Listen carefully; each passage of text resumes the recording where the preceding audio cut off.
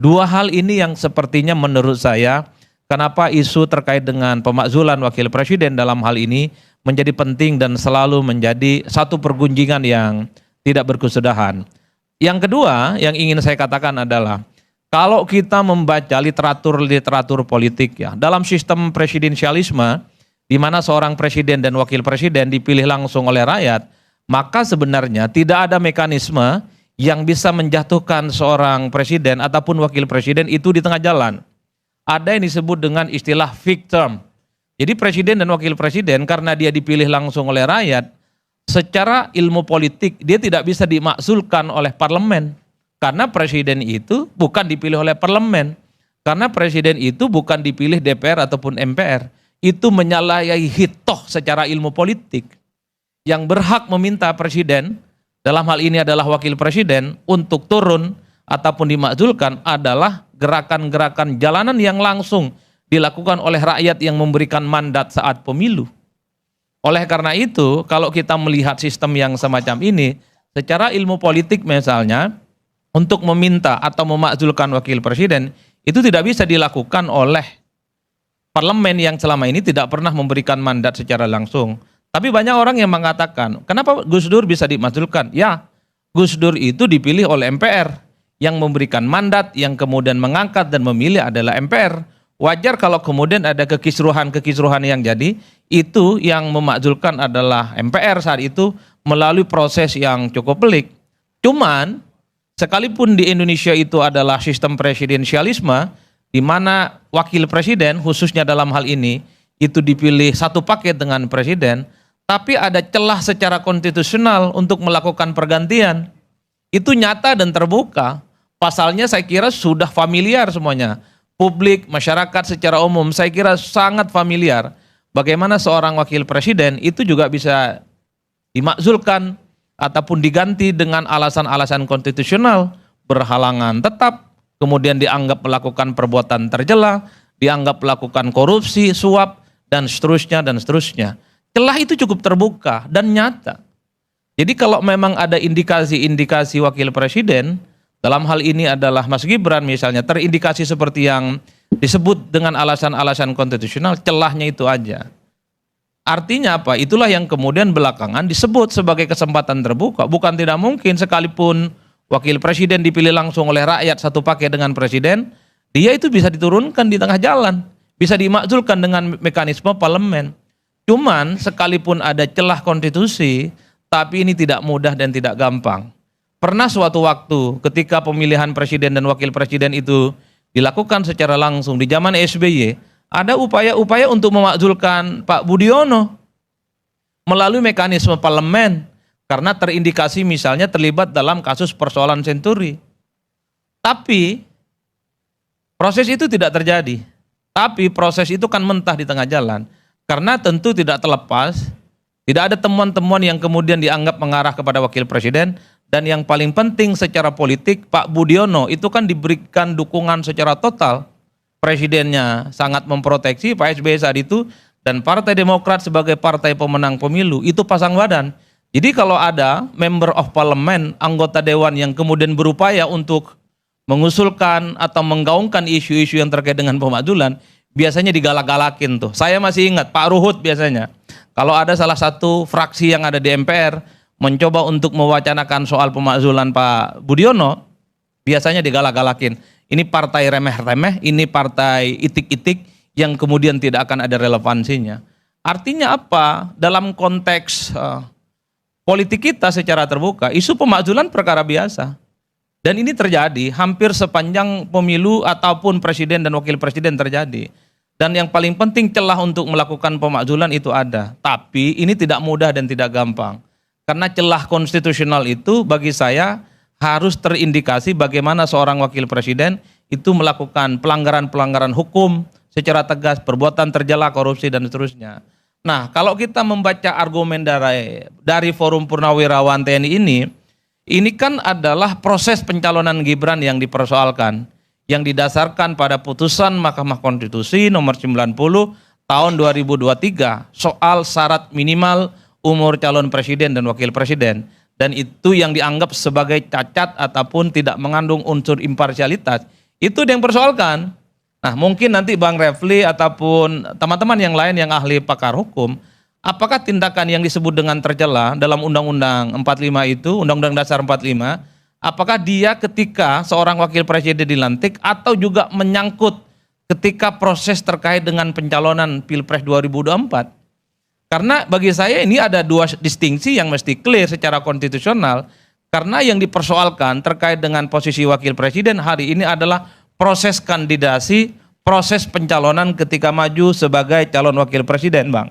Dulu dianggap tidak cukup umur, ketika ada putusan Mahkamah Konstitusi nomor 90 tahun 2023, sebelumnya tidak cukup umur, kemudian cukup umur. Kan itu argumennya.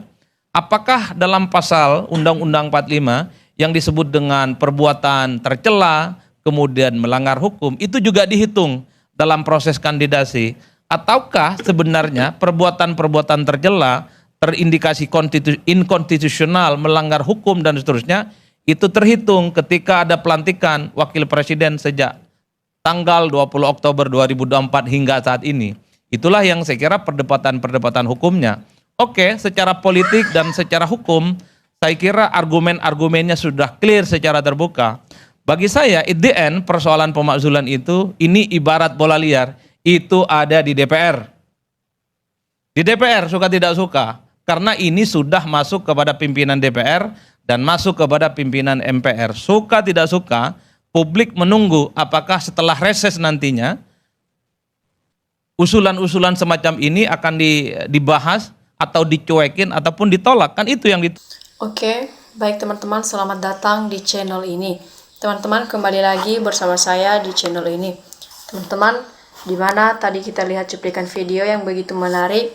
Jadi kali ini teman-teman kita lanjutkan di sini. Kita lihat apa yang menjadi komentar dari para netizen tentang cuplikan video tersebut. Di sini disampaikan akan lebih terhormat dan masih punya masa depan yang baik di perpolitikan daripada ngotot memaksakan diri yang semuanya itu memang sebenarnya belum sekali lagi belum mampu. Kemudian di sini kok DPR tidak bisa kerja. Kok RUU perampasan aset koruptor dan hukuman mati belum juga dibentuk, bubarin saja. Nah, daripada malu dengan 19 juta lapangan kerja, yo lebih mundur. Nah, yang lebih baik mundur daripada dimakzulkan.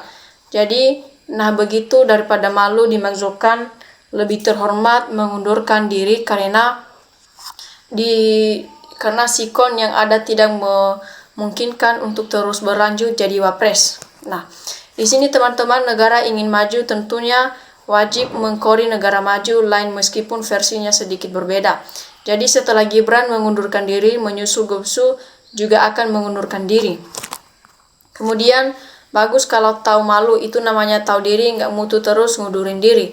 Nah, kemudian teman-teman di sini Gibran mengundurkan diri mulai malam ini. Nah, ini beda kasus, tidak bisa diamankan dengan kondisi yang lain. Dari awal proses sudah penuh KKN, rekam jejak etika perbuatan tercela, ijazah sudah tidak layak dan sebagainya. Tidak ada alasan untuk tidak mungkin.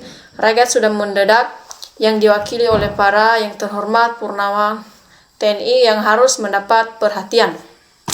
Nah, pemunduran ini karena pengangkatan ini wakil ditunjuk orang yang satu keluarga atau pelanggaran hukum. Jadi kalau benar-benar mundur, dia terlepas dari kasusnya yang belum terungkap. Nah, kemudian di sini teman-teman, saya apresiasi angkat 2 jempol kalau wapres mundur. Nah, lebih baik mundur kalau tidak mau dimakzulkan karena kemampuannya nyaris tidak ada. Jadi teman-teman, Gibran mundur bukan perbuatan mulia, atau Gibran mundur bukan karena perbuatan mulia atau dimakzulkan, itu emang harus karena jadi wapresnya juga boleh hasil curangan yang dilakukan bapaknya. Nah, kalau sadar diri tidak punya kemampuan, mundur lebih terhormat.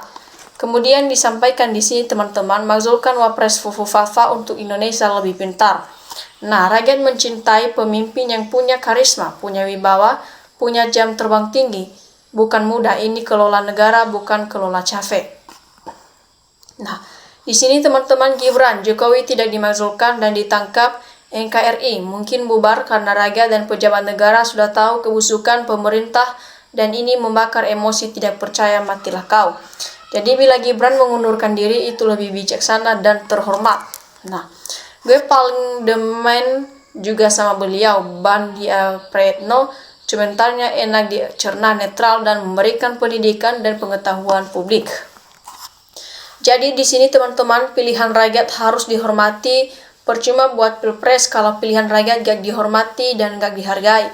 Nah, di sini teman-teman lebih baik mundur daripada dilengsarkan, tapi kalau punya kasus harus diadili. Nah, wakil presiden dipilih oleh Kodari dari Baharudin dan Sylvester, bukan pilihan rakyat, dipilih oleh bapak dan paman. Jadi lebih baik dimakzulkan secepatnya atau segera batas usianya tidak memenuhi syarat cacat hukum serta pengalamannya ke jalan ataupun kerjanya minim baru 2 tahun jadi wali kota itu layak dimakzulkan. Nah, diteruskan di sini teman-teman, dipaksakan bapaknya melalui paman Usman dengan alat MK. Akhirnya apa yang terjadi? Lebih besar pasak daripada tiang. Karena dengan cara yang tidak benar dan paksakan yang begini, hasilnya jadikan pengalaman bro. Nah, kalau benar Wapres Gibran mengundurkan diri dari jabatannya, saya sebagai rakyat biasa mengapresiasi atas tindakan mulianya itu. Nah, kemudian di sini teman-teman, makzulkan lewat pintu steerings sudah dibuka ke publik. Nah, ya namanya korupsi tetap menguasai dan mengatur negara. Segera makzulkan karena banyak orang bermartabat yang lebih layak jadi wapres. Kemudian disampaikan di sini teman-teman, baguslah semoga cepat terkabul kalau mau mengundurkan diri. Prabowo nggak bisa bertindak karena sudah tua. Pembisik menteri tak bisa dipercaya, maka cari amankah karena sudah penat jadi presiden yang idamkan jalan satu-satunya hidup Jokowi, pidato berapi-api tapi omong-omong.